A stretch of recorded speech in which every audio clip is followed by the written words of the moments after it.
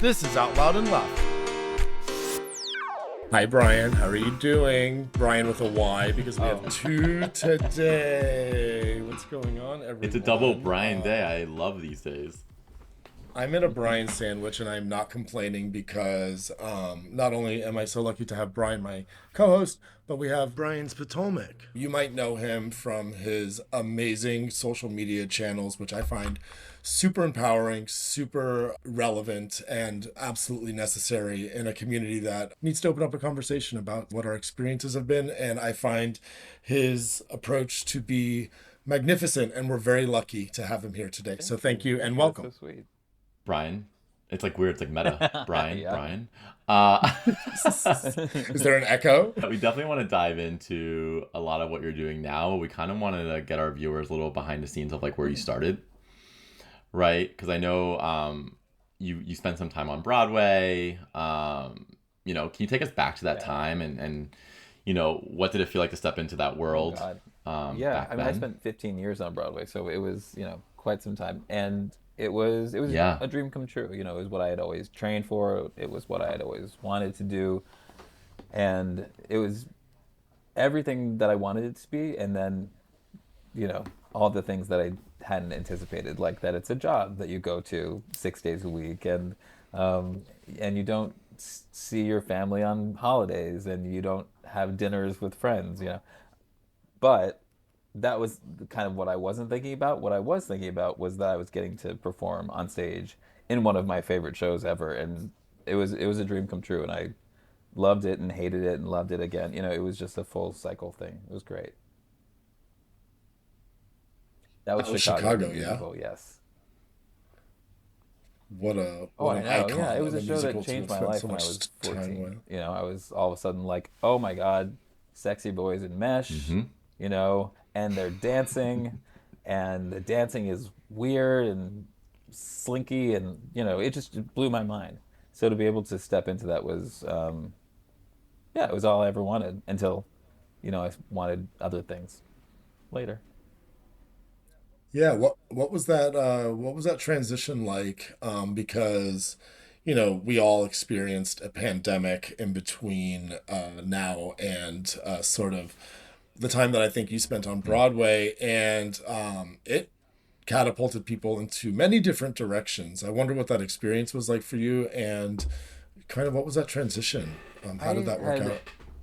It's strange to say, but it's true. So I was in Chicago, the musical, not the city, because it's important that people get very confused. I was in the musical for 15 years, but I honestly started trying to get out of the show about 2 years into being employed there. And that wasn't because I didn't love it. It was because, okay, I did this thing that I came to do. Now what am I going to do? So I had been thinking about that, and I went back and I got a master's in writing, and that was fun, but I couldn't figure out how to make a living doing that.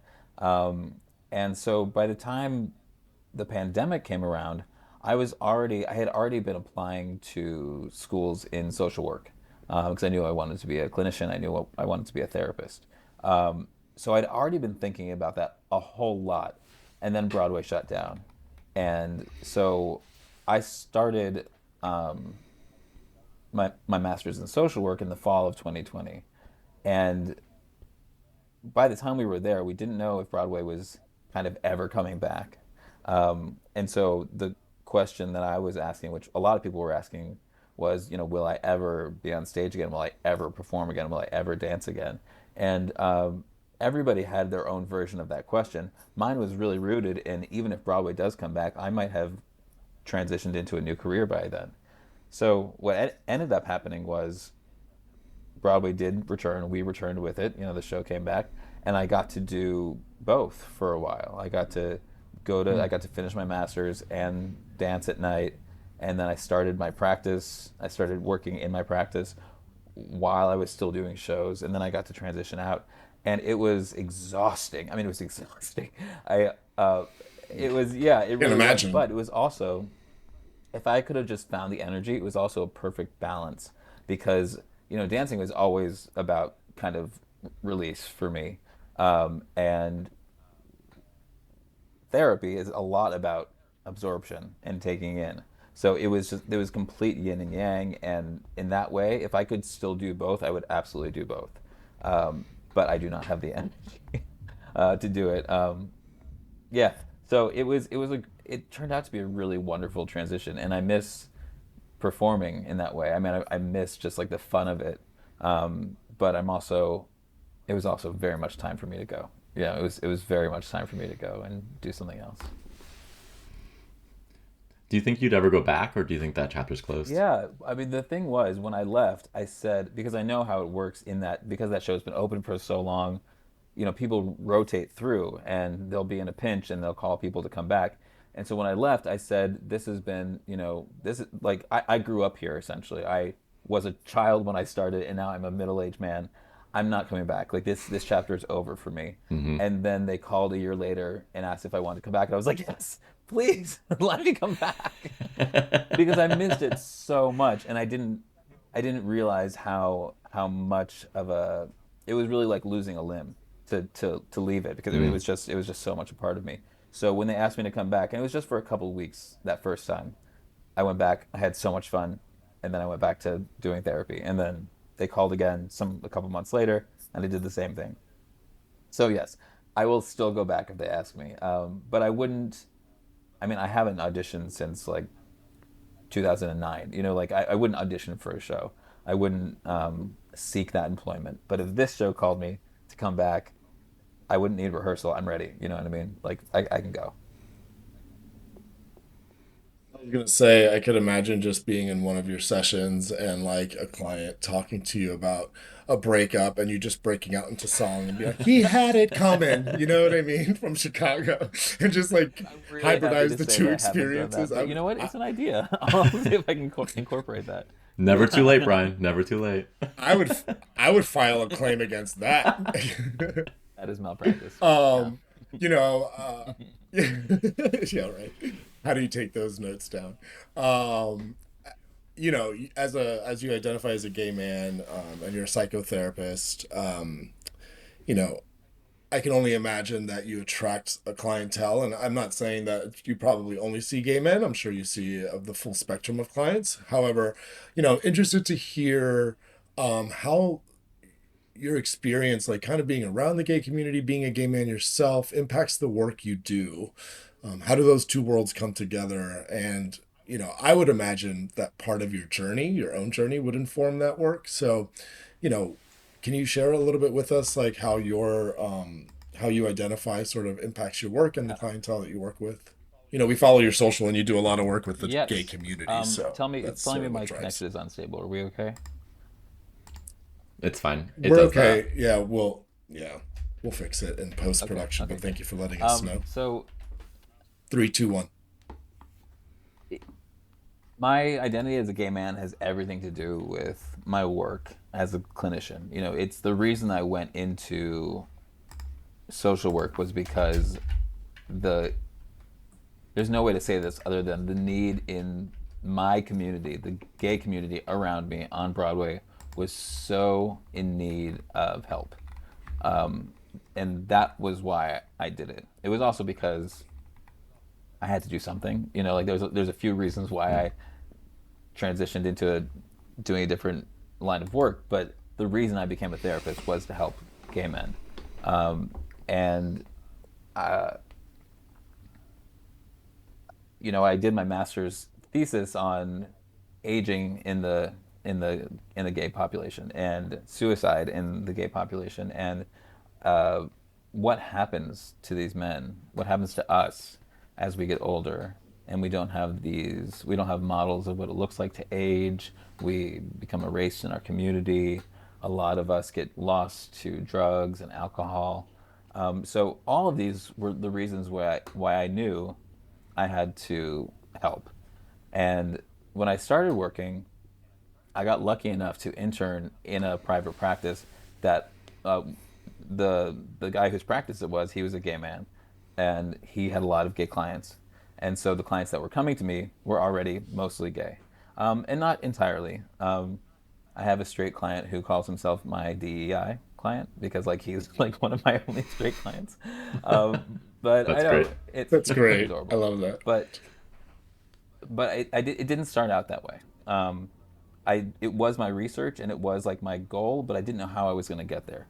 And because I was in this internship that then turned into the job that I have, and I was seeing all these gay men, and they were all saying the same things that I had gone through or was going through, same things I had seen my community going through on Broadway and in New York at large. All these men were saying the same things and saying, and I'm the only one. I'm the only one who, like, I'm the only gay who feels this way. I'm the only gay who doesn't belong. I'm the only gay with body fat. I'm the only gay who, like, is getting older. And they felt so alone. They felt so isolated. And that's why I started doing reels on Instagram because, I mean, for a few reasons, but one of the main reasons was everybody's saying the same thing. Everybody thinks that they're the only one. And so if I can maybe create some connection and make people feel help people feel not so alone, then maybe the work that I'm doing one on one, it can it can grow. It can grow beyond just this room because there are a lot of us, and there's a lot, and the need is urgent. You know. I Yeah, I think that's so true, and and thank you for all that you're doing. I would love to actually hear a little bit more about like also the new community that you're building through Gainfully, right? The app that you launched, because I think that's so important where you are finding like-minded themes and putting that on social media, but you're also building a community of safety, like trust, and can you talk a little bit about that Yeah. app? The reason I wanted to start Gayfully was because so I started doing one on one, and then I started doing these reels, and then I started doing groups, and I've found that the groups were kind of advanced therapy. All the shit that you talk about in therapy with your therapist, it's all kind of hypothetical. Usually it's like you're talking about this dynamic at work and you're working through that, and your therapist is doing whatever they do with you. But the dynamic at work is not in the room. There are other dynamics, of course, in the room, but that dynamic you're not going to be able to work on. That social dynamic, how you show up in the world, how the world reacts to you, how you react to it, it's not going to show up in the same way. So I was seeing in real time in my groups how this was transformative work for people to be able to show up and see, oh, I'm always the one who's taking care of everybody, making sure everybody else's needs are met before I let you know how I'm feeling. You can see it in real time. It's happening right now. So what would happen if you don't do that? What would happen if you came out of that role? And then exploring that what if, that's where the transformation happens. So that's a long way of saying I was seeing that happening in groups, and I only have so many hours in the day. And I thought, okay, what if Yeah. I could create a group, that is kind of available larger in a larger context. So the whole point behind having an app is that the community is there 24/7. It's a community working actively on loving themselves, on being true to who they are, and connecting to other gay men authentically.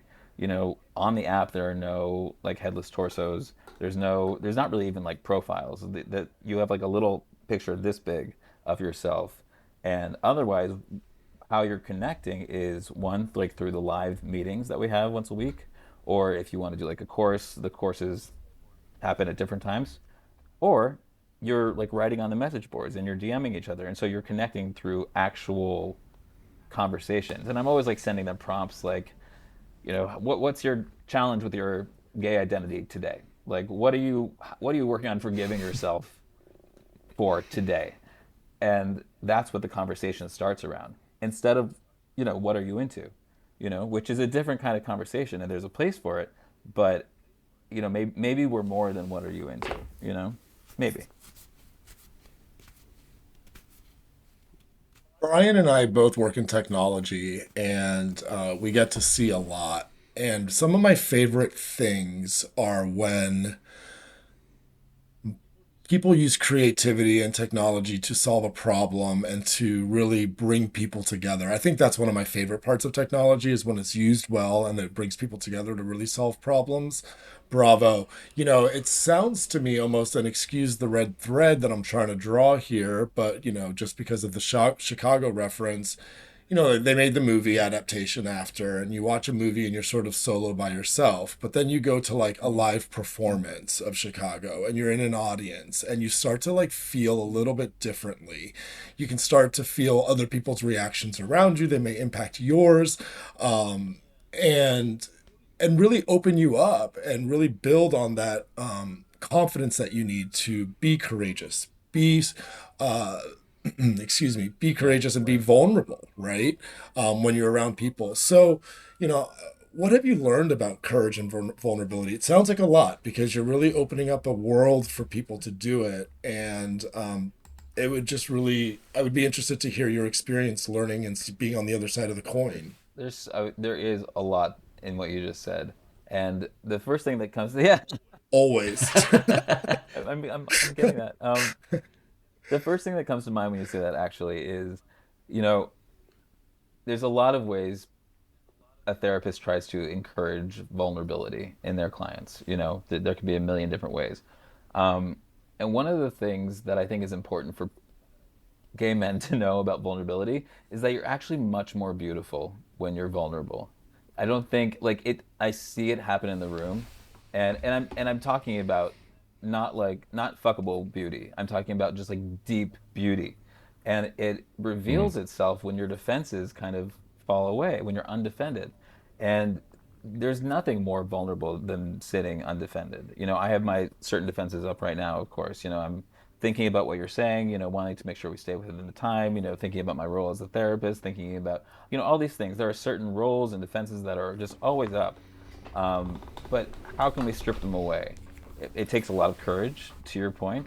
Um, it takes courage just to be in the center of yourself enough to know that you're in a role or that your defenses are up.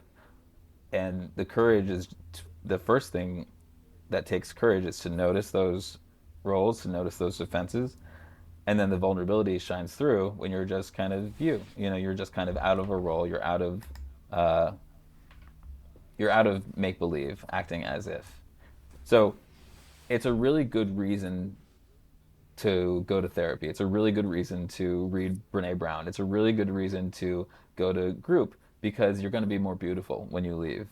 So if you think of it that way, um, I'm trying to hook gay men in through their vanity, because we all have that. Well, go ahead, Brian. No, it's fine. I was on your social media. I feel like one of the more recent themes you've been talking about, which I wanted to kind of unpack with you a little bit, was confusing self care with Oh, avoidance. yeah. That was so interesting when I saw that headline and I started watching the video, and I was like, this is such an interesting, honest, real take. And I just wanted to kind of deep dive in that with you if you can. I think the short version of my thoughts on it are that self care is one of those kind of catch all phrases that has taken a big step front and center. And like a face mask is self care, and taking a nap in the middle of the day is self care. Whatever. There's a lot of things that are self care. What is not self care is always saying no to the thing that's scary, always saying no to the thing that makes you feel uncomfortable or even unsafe. I know that Gen Z gets a lot of shit for always needing to feel safe, and it is important to feel safe. But not every situation actually is designed to make you feel safe. And you cannot grow if you're always safe. So the difference that I want to draw is self care is taking care of yourself, making sure that you're being nourished and nurturing yourself, being kind to yourself, being gentle with yourself, all of that. And then pushing yourself to go experience things that are going to help you grow, that are going to expand you as a human being. That is self care, and it's important. It's also important to draw those boundaries to say no to situations that are unpleasant and people who drain you, and all those things that you have been hearing when people say, radical self care is saying no, et cetera, et cetera. Um, all of that is true, and there's more. So I can share really quickly that part of my story includes a separation that happened 3 years ago. I entered therapy about 5 years ago, but within the last three, really deeply trying to discover some parts of myself, which included me becoming sober from alcohol. I'm celebrating 3 years this year, just in a couple of weeks, actually. And yeah, thank you very much. I think for me, I find so much truth in what you're saying, and I always love to hear it reframed because it resonates deeper every time, and that's what I really enjoy about my new level of awareness. But I think one of the more important parts for me was, especially, sort of as a gay man who has felt that he just needs to always be liked because I'm afraid that this will be the one thing reason that could be used against me. It's something that stands out in a room of like where I work, for example. There aren't a lot of people that look like me or who are me.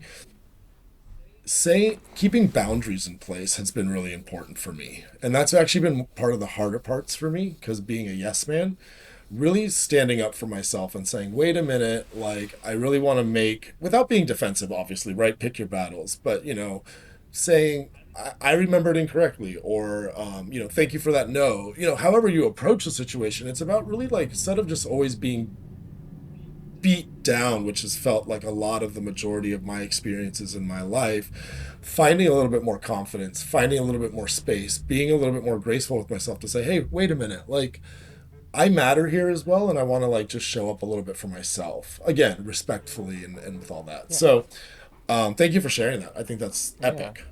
Brian, I want you to sort of also lead us into the next part of this question because I talk a lot anyway. So No, I think it just goes back to what we were talking about with social media. Like, what does it feel like to go from a private practice where conversations are confidential and protected, to putting yourself and your message out in the world for everyone to see? Has this kind of changed the way you think about what it means to be a healer? Do you find that there's synergies or differences in how you present on social media versus in a one-on-one conversation? I'm sure there are. Like, how does that work? Well, the biggest thing that I've noticed is that I have to, when, now so much of anytime I'm meeting a new client, most likely they've found me through social media, which is great because that was part of the goal is to get out there. Um, but when they're meeting me, I have to give them a disclaimer of what you see me doing on social media is not therapy. It's I'm Mm-hmm. very much just kind of saying like, here's an issue, and here are some things that you can do. And that is not what happens in therapy. I very rarely will say, here's what Correct. you should do.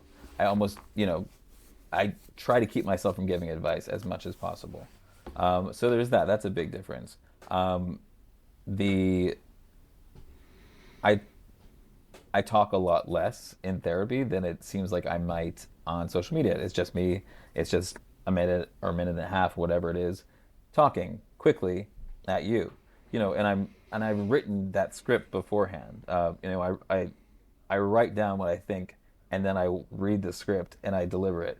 In life, I think much slower and I speak much slower. My tempo is much slower, and that is a big difference that I think, I mean, that's just my natural tempo, but I think that is how therapy happens. That is how healing happens. Slower is very often much faster in the therapy room.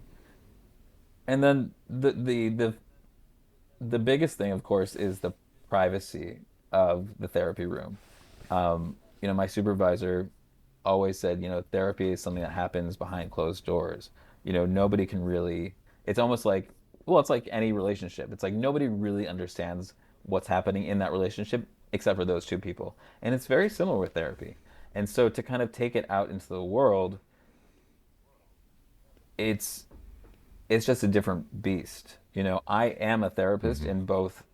in both contexts, but I'm not therapizing. I'm not in a therapy session online, and um, that's helpful for me to remember. That's great. Thank you so much for sharing, Brian, and thank you for joining us Yeah, today. Like, it's super inspiring to hear you. Like, we love what you're doing, and keep doing it because our community just needs more positive support that you're giving us. Before we sign off, would love for you to kind of give our viewers, where can they find you? Where can they download your app? All the things. So Gainfully is on the App Store, on the Apple App Store. It's coming to Android soon. It's taking longer than I want it to. But if you do have an Android, you can just do the web-based version of it. And that's gainfully.passion.io. Passion.io is the platform that I'm using. There's lots there. And there's a weekly meeting. I mean, this is the biggest thing for me. I really want people to come to this weekly meeting that we have, this live meeting, where it's kind of a simulation of group therapy without actually being group therapy. It's much more community support, community driven, and that's Monday nights at 6 p.m. Eastern time, every Monday.